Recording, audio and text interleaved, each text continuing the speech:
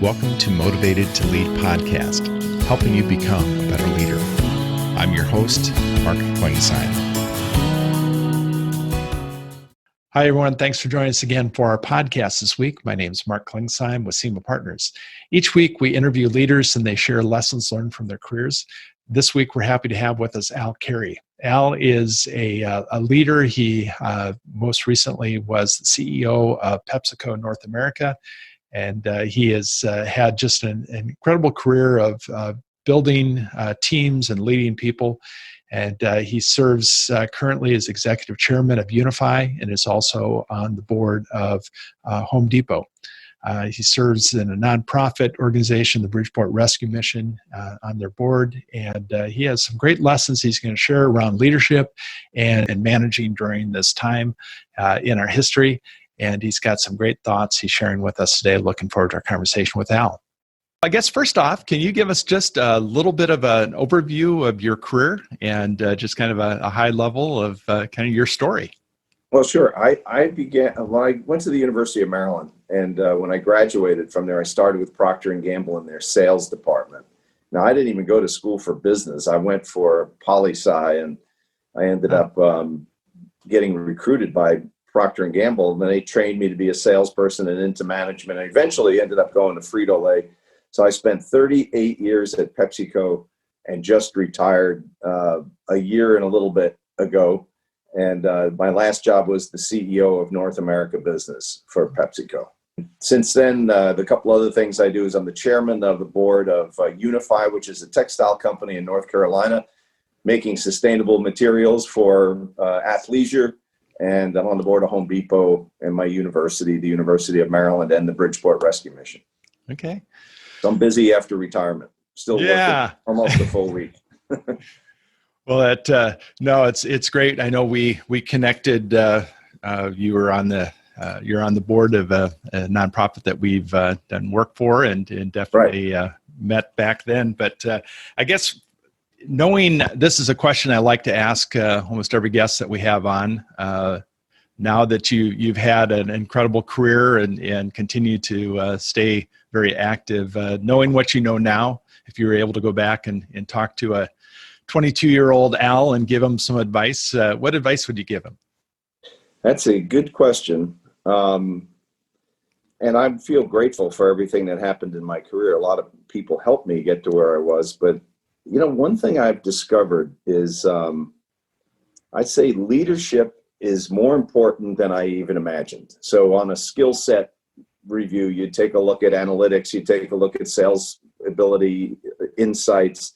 It is clearly leadership. People want to be led, and it's really important for a leader to not only have confidence, but also to give confidence and to serve others. And what I finally learned as I went on is that your role as a leader is more to remove obstacles than it is to tell everyone what to do. Now, assuming you have the right team working for you, and that has to happen. But I would, my recommendation to myself was have more confidence in the early days. Expect more of yourself, but then give to your people and help them develop by, giving them confidence. And it really makes a difference. As I look at some of these young people that we've developed over the last few years at my last job at PepsiCo, what I'm most proud of is seeing a bunch of them elevating through the system.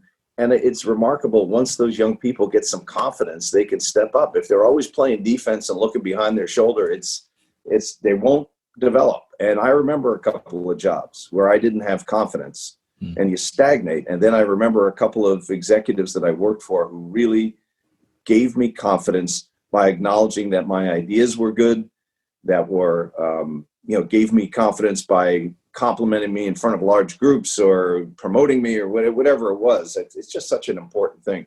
So it may sound vague, but I think if you're a young person coming up through the ranks, if you have a leader that can give you a little bit of confidence in yourself, then you are able to give it to someone else. That's the one and you know what? It's the same thing in sports. It's the same thing in parenting. It's, you can build people and nurture them. And this is a really important learning that I've had.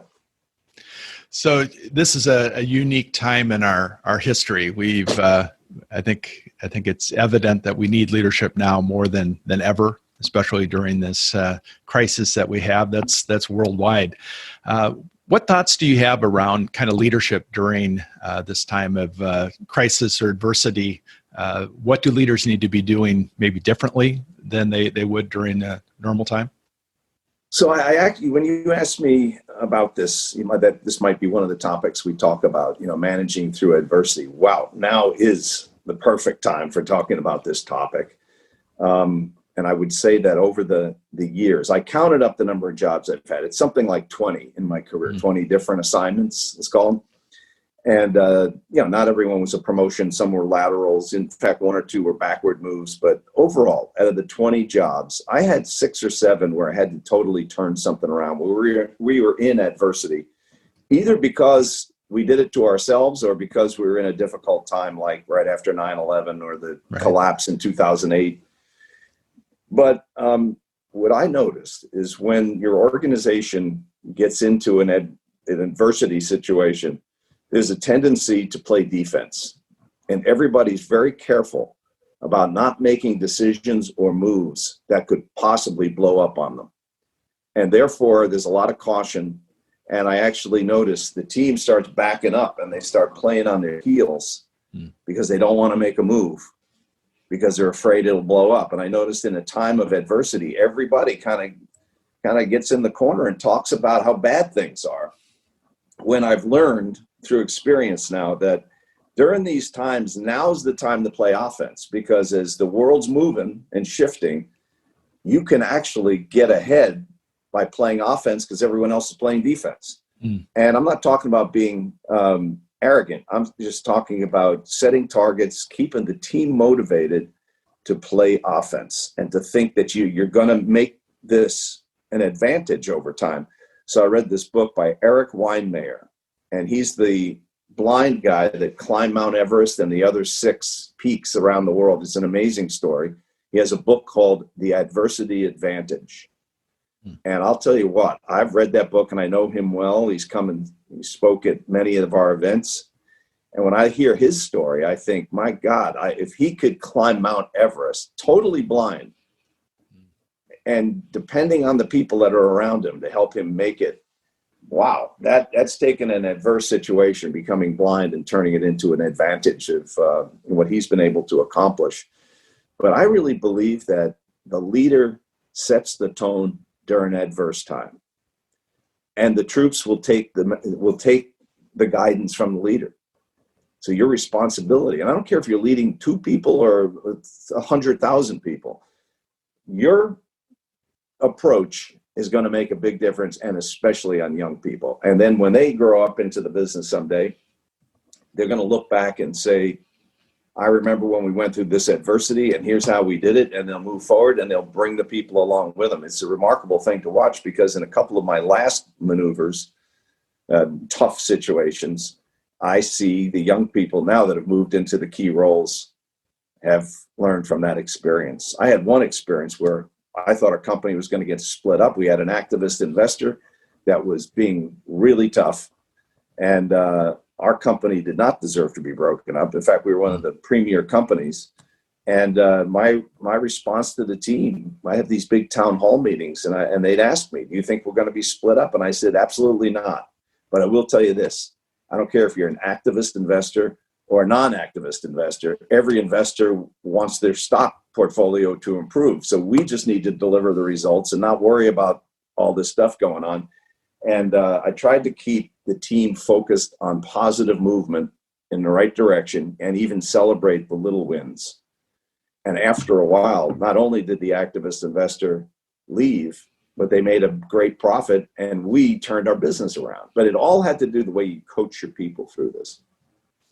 So during this time of keeping the team focused, there's a lot of distractions, and we were just talking before we got started that everybody's on Zoom today, and there tends to be an exhaustion that goes with that. But what would you say to a leader just to keep his team or her team focused as far as during this time? Is there anything that that you've been doing that maybe has helped? I know you're doing a lot of work on the boards that you serve on, but what would you suggest? I'm pretty active in one company right now, and I'm the chairman of it, but I'm an executive chair, which means I'm actually in the day-to-day business. So Right. I got to tell you, this is a unique group because we made some of the right changes in the leadership, and it's a resilient, positive group. I don't have to, make them believe in the future. They already do believe in the future, but you got to communicate frequently. So even if it's Zoom, I know I don't like Zoom. I get tired of it. I did 10 in a day sometimes. Right. And after a while, you'd say, well, it's better than what we would have had. We would have had conference calls. At least you can have some kind of a view of your people. But you got to put frequent updates. Don't make them long, but frequent updates with your folks. Make sure you're not just talking to your direct reports. Like last week, I had a series of probably 10 meetings, and I asked for the function head plus several of their key folks to be in the meeting so I can give them a chance to present and talk about their business and see if there's anything I can do for them. So I always end these meetings with, what can I do for you? And what do you think about the business? Those two questions I've learned over the years are really important. What can I do for you? And then what do you think? And give them a chance to weigh in, because what I fear is if during this pandemic, and if you don't have frequent communications, the group goes stale. Mm-hmm. They don't seem to be as inspired as when it's before. So I just say frequency of communication, continually putting the goals out in front. Because the pandemic has hurt a lot of businesses, including ours, you got to put realistic goals in front of them so that they feel like they can achieve them. And when they achieve them, you celebrate them. Make sure you're sending out notes. Every employee loves to get a handwritten note that says, hey, great job on this. We really appreciate what you're doing. And I've seen some people in my years gone by, I wrote them a note and they posted it up on their board. And they say, Al, did you see, I got your note from 3 years ago. And I think, wow. I mean, I didn't realize it was that big of a deal. Anything you can do to make it more personal is really important. So, and I've heard you do a talk to some college students where you talked about kind of when you were at PepsiCo, just kind of the overall vision for the organization, and I think it was described as performance with purpose. Yeah. Talk a little bit about that idea of maybe that purpose of rallying people around a purpose. And I think it's probably applicable to today, and the employees need to know what they're doing is mattering. Well, I'd give my old boss, Indra Nui, credit for that. She came up with this vision 13 years ago called Performance with Purpose. And each of us then went off in our own divisions. I had North America, other people in Asia and Europe, and I went out and executed it with a twist that made sense for your local region. But the idea was PepsiCo has always been known as a high performance organization. Stock performance is good. A lot of pressure on delivering the goods, a lot, to the point where we were sometimes known as a rough place to come to work. And this idea of performance with purpose was very appealing to not just the young people in our organization, but the old people and the street and our investor community. But what it meant was we're still going to have this high level of performance, but we're going to do it with purpose, not just at any cost. We never do it at any cost, but I mean, being so focused on the one thing. And what that meant was purpose in 3 areas. One was we were going to make our products healthier. Second, we were going to be a significant reduction in our carbon footprint in the environment. And third is the way you treat your people. And we talked about cherishing your people. There's a big difference between, running your team hard and getting high results and nurturing your people so you develop their career and develop them as a person as well. And I thought over the course of 12 or 13 years, that was a very successful. I mean, we made significant improvements on taking out sugar and fat and sodium and worked on quite a bit of improved quality of products. We also made giant strides in environment, particularly on water usage. And the other one was fuel reduction. And the third one was people, which I got the most out of. I kept working at PepsiCo for 38 years. Not because, I mean, I loved the products, but I was doing it because I loved seeing the development of our people, and especially the ones I brought off college campus. One's now the CEO of North America Beverages. The other guy I picked up as a junior sales guy, who is Stephen Williams. He's now the first African-American CEO in the history of PepsiCo. He runs Frito-Lay North America. And to see those two come up from the ground up is a very rewarding experience, more than getting promoted yourself. I know you've talked about servant leadership, and I'll say this about you. What I've heard about you is that you don't just talk about it, but that's part of kind of who you are. And I know the nonprofit that we worked with, that you serve on the board, that you were active in serving, and people there probably didn't even know who you were. And you were there just to serve and to give. Talk a little bit about the importance of that for a leader, and to lead as a servant. So as I moved up the ranks, I got to a certain position where now I had a lot of people reporting to me, and I realized, you can't do this all by yourself. There's no way. I don't know of any executives that can do it all, but you start feeling like I got to figure out how to engage my people so they do the work and they get the success, and I'm an enabler and I help them through that. And what I realized is this command and control work style was not working very well. You demand, so that the idea is, the old model was, there's a pyramid, and at the very top of the pyramid is the CEO, and the CEO is the most important person in the company, then the senior management, then the middle management, then the front line, when it actually is the other way around. The most important person in the company is at the top. That would be the frontline organization, because they're closest to the customer and closest to the consumer. Then the next group below is the first level supervision. Then there's the middle management, senior management. The least important person in the whole company is the CEO. Once you have a strategy that makes sense, your role is to remove the obstacle for the thousands of people that are out on the front line actually doing the work. And I found when I first became a CEO, this really works a lot better than this command and control thing. So when I took over Frito-Lay, I installed this, this servant leadership model. And I called it Focus on the Front Line. And the idea was that I could probably do more good as the CEO of that company by asking people, what are the obstacles that are getting in your way towards getting towards the goal? And when they told me, a lot of times I could get that obstacle removed very easily. I shouldn't be in my office telling the people in California what pricing they should be running, or what strategy on capital, or what sales strategy they should be doing. If I have to do that, then we probably have the wrong people running the jobs in the field. So I kind of prescribed to that strategy. I read several books on it. I watched people who did an enormously good job in that way.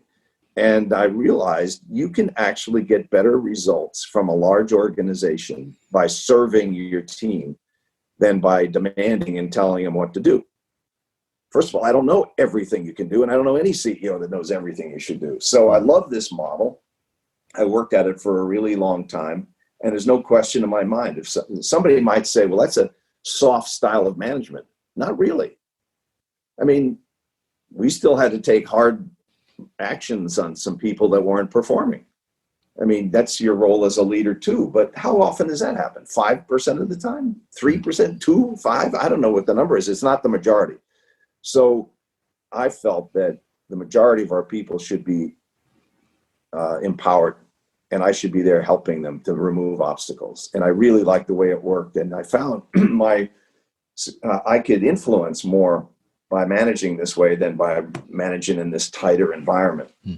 I also would say that in today's environment, these young folks coming off college campus today, they're totally uninspired by the command and control model. So I would suggest to a leader, you better learn the servant leadership model, because that's really the way to manage in the future, in my opinion. You just mentioned before we got started, you're doing a lot of performance reviews with the organizations that you're a part of. You're still involved in that. Talk a little bit about your philosophy about that, and again, kind of how it correlates in putting that together so that, again, you're building people and you're helping them develop and grow. Talk a little bit about how you do that and kind of your philosophy around that. I'm a real believer in feedback. And unfortunately, over the decades, let's call it the last 30 years, I remember when our HR department was very big and we had plenty of resources, and they would help administer some of the real coaching work that we do with our people and the performance appraisals and performance management. And as the years have gone on, this isn't just PepsiCo, it's almost across the board. A lot of that support has been removed as people have taken restructures and taken costs out of their system. And the first thing that goes, it seems, is training and development. Because on the surface, it looks like you don't have to have it. Well, right. Believe me, if it goes away, you'll really realize that you need it. So I think I think most companies have fallen backwards a little bit on the whole idea of performance leadership and giving feedback. So one of the things we did at PepsiCo was we would have our performance appraisals once a year, and that's when you administered any kind of salary increases or compensation changes. But then you had to have a mid-year check-in. Everybody had to have a mid-year check-in, and you had to report back that you did the mid-year check-in, which was amazing. And then sometimes I would meet with someone and I said, "Did you have your mid-year?" And they said, "No."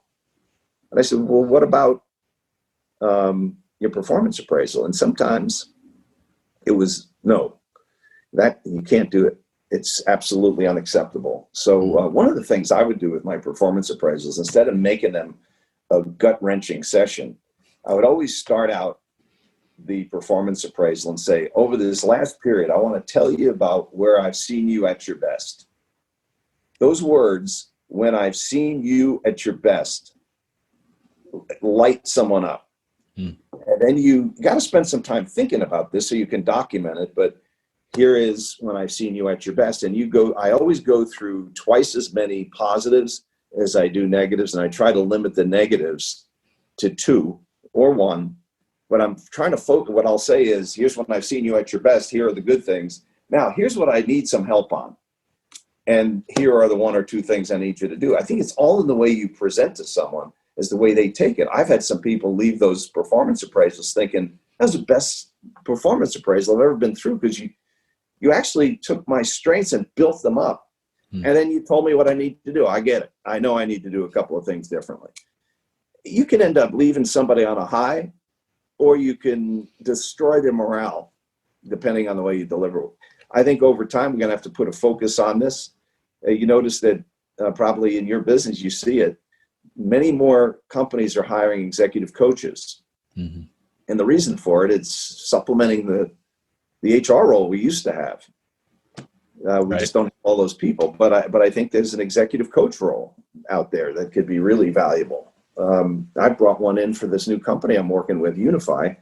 And boy, to have an executive coach brought in, we're paying the tab, and somebody gets 6 months of advice and guidance and direction. You can ask them any question that won't go back to your boss. And it's a very positive thing. So you've been served on boards. You worked with boards as a CEO. Talk a little bit about that role as a CEO, as a leader. A lot of times, new leaders come in, and they maybe the first time that they've worked with a board. What advice would you give somebody that's going to be working with a board? Well, one thing I learned a few lessons, and don't forget who they're representing. They're not your friends. You can have friends that are on the board, but sure, they are representing the shareholder, and they're there to make sure that the way the company's spending its capital and driving its future and investing for the future is going to be for the best interest of the stock price. You have to always think about that, and it might change your opinion on your approach on way you meet with a board. But I always found that whenever I had to present to the board, and even now as a chairman of a board, you want to bring in as many of your young people to present their ideas as much as possible. But don't waste their time on minutia. Keep it high level and strategic because they're there to give advice on the strategy. They're not there to manage the details and the operations of the business. There's some things that are clearly board approval. Most things are management approval, and you're just advising the board. But on the few things that require board approval, be specific, get to the point, and show what the return for the investor is, not about you got to stay with that idea. And sometimes we don't. I've made the mistake myself. Yeah. So you mentioned one book that you've read. Definitely want to put that on our list. What the name of the author again? The book that you mentioned. Eric Weinmeier. Wein is how it starts out, and I can't remember the full spelling, but it's a book on the adversity advantage, and it's about his journey of learning how to. He went blind at age 13, and then ended up climbing mountains, Mount Everest, all the other 6 peaks around the world, and now he's coaching wounded veterans on how to climb peaks. You watch the video and the movies of him, there won't be a dry eye in the house. It's amazing what he's accomplished, and he's given confidence to others too. Sure. Great. And any other books that you recommend to leaders? I mean, these are, you'd probably expect me to say, here's a really insightful business book. And that's not, I read this book called The 7 Laws of Spiritual Success by Deepak Chopra. And there's the law of giving, the law of serving, this is the law of intention. There's so many interesting things about developing your psyche, and it would help you in the business world. The other one is one by Wayne Dyer, Dyer, called Inspiration. And he's a remarkable guy. He's like Deepak Chopra, only the Western version of it. He's recently passed away. And then the other book, there's a book called Servant Leadership. I forget the author, but the book is called Servant Leadership, and it's a wonderful book, and it explains about some of the things we were talking about earlier. Great. So outside of work, Al, what do you do to recharge? Recharging is a really important piece. I'm not sure if I didn't have a recharge program, I would have lasted for 38 years. I would have burnt out somewhere along the trail. So here's what I do. I'm a former athlete in school. I was a runner, distance runner. I've kept up with where I work out 5 days a week minimum. And but now I've moved away from running because all that pounding over the years, marathons and all that stuff, it takes its toll on your knees. So I row, or I do this Peloton bike, which I love. And so I keep in fit. The other thing I try to do twice a day, and not always do I get it done, but meditate. And I don't ever put this cell phone. This cell phone can be great. It can be your enemy too. I never put it on my bed table. I don't want this thing going off in the middle of the night. I don't want to wake up and see the 30 emails that are waiting for me. It's going to wait. I'm going to get up, I'm going to work out, meditate, then I'll get to it. Now, is there an emergency that comes up? Rarely. It's that much of an emergency that it can't wait for an hour or two. But I really think it's important. If you don't get control of your own power before the day starts, you'll default to every damn thing that comes to you.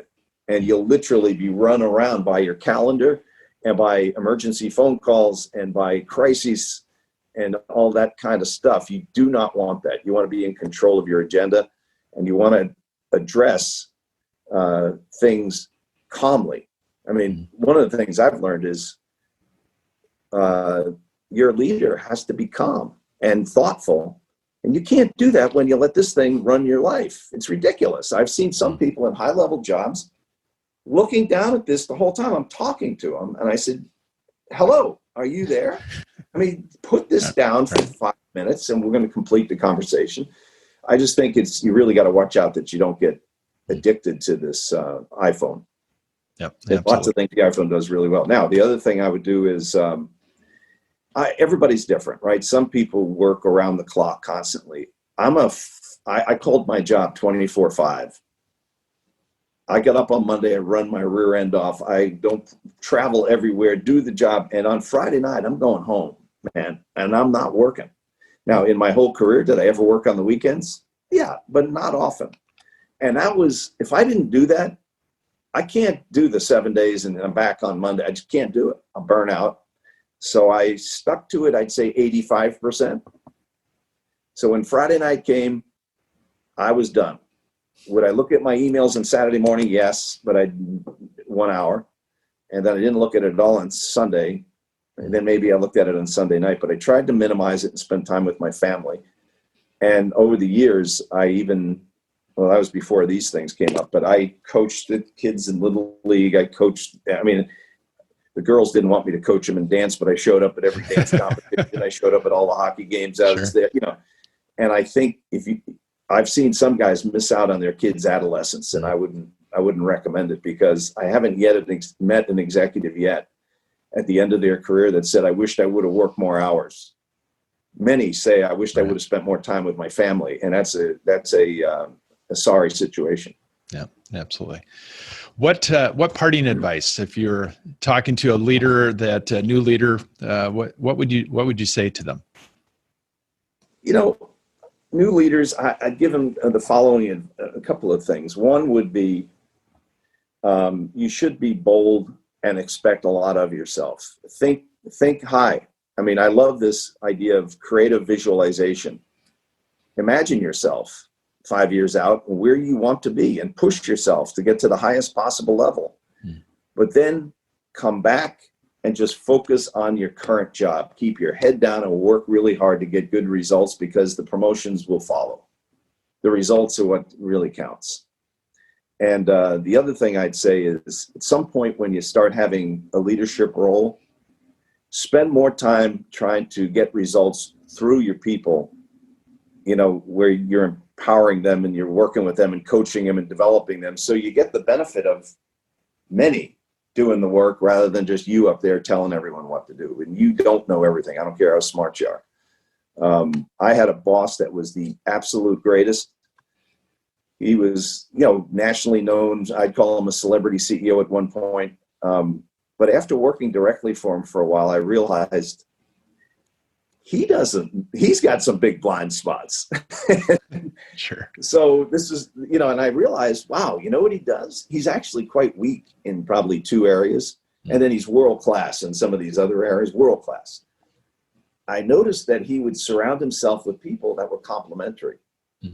And this is really something important, because I'm not a finance guy. I came up through sales, marketing, and field operations and all that stuff. I'm never going to become, a left brain financial expert. I always made sure that I had the absolute best CFO working for me, or financial head working for me. And I didn't mind if they disagreed with me. In fact, I'd encourage it. So if you're setting up a team, don't try to make everybody like you. The best thing is to have some diversity on that team, diversity of gender, diversity of culture, but diversity of experience. So if you're a strong leader with sales and marketing background, a commercial background, make sure you build a strong strategy team around you. Make sure there's a few people who are great financial experts, and then probably supply chain experts. But you're never going to know it all.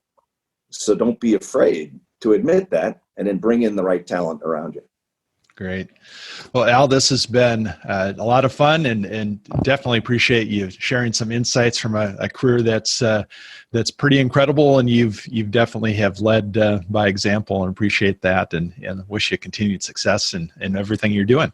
Well, thank you, Mark. It was enjoyable, and it was good being with you today. Thank you for listening to the Motivated to Lead podcast. Please subscribe on iTunes. You can also see a video version of this interview at motivatedtolead.com. This podcast is brought to you by SEMA Partners, helping you find your next great leader.